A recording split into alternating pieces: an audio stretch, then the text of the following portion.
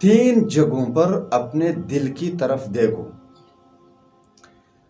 اگر وہ مطمئن ہے تو سمجھو کہ آپ کا دل زندہ ہے، اور اگر وہاں پر دل گھبرایا ہوا ہو تو سمجھو کہ آپ کا دل مردہ ہو چکا ہے، یعنی مر چکا ہے.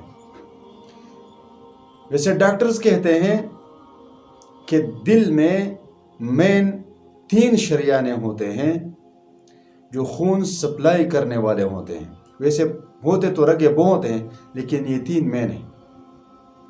اگر اس میں سے کوئی ایک بند ہو جاتا ہے تو ڈاکٹر سٹن لگا دیتے ہیں، دوسرا بند ہو جاتے ہیں تو پھر بھی کوشش کر لیتے ہیں. لیکن جب 3 بند ہو جاتے ہیں تو انسان زندہ نہیں رہتا، وہ مر جاتا ہے. ایسے ہی آپ صلی اللہ علیہ وسلم کے بتائے ہوئے فرمان کے مطابق دل کے 3 ایسے شریانے ہیں کہ اگر یہ کھلے ہیں تو دل زندہ ہے، اور اگر بند ہے تو دل مردہ ہو چکا ہے. اس میں سب سے پہلے نمبر پر ہے کہ آپ جائیں جہاں پر قرآن مجید کی تلاوت ہو رہی ہو تو وہاں پر اپنے دل کو دیکھو کہ یہ لگتا ہے یا گھبراتا ہے. نمبر 2، ذکر کی مجالس میں اپنے دل کو دیکھو کہ یہ لگتا ہے یا گھبراتا ہے.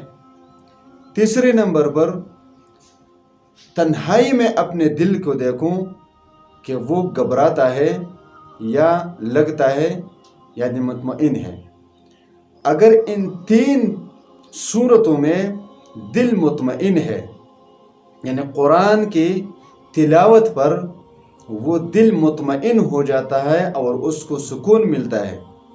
ذکر کے مجالس میں اگر دل مطمئن ہے اور اس کو سکون ہے، تنہائی میں اللہ کی یاد دل میں موجود ہے، تو سمجھو آپ کا دل زندہ ہے. اور اگر ان 3 جگہوں میں دل گھبرا جاتا ہے اور مطمئن نہیں ہے تو سمجھو آپ کا دل مر چکا ہے. پھر اللہ سے دعا مانگے کہ اللہ تبارک و تعالی آپ کو ایک نیا اور زندہ دل عطا فرمائے.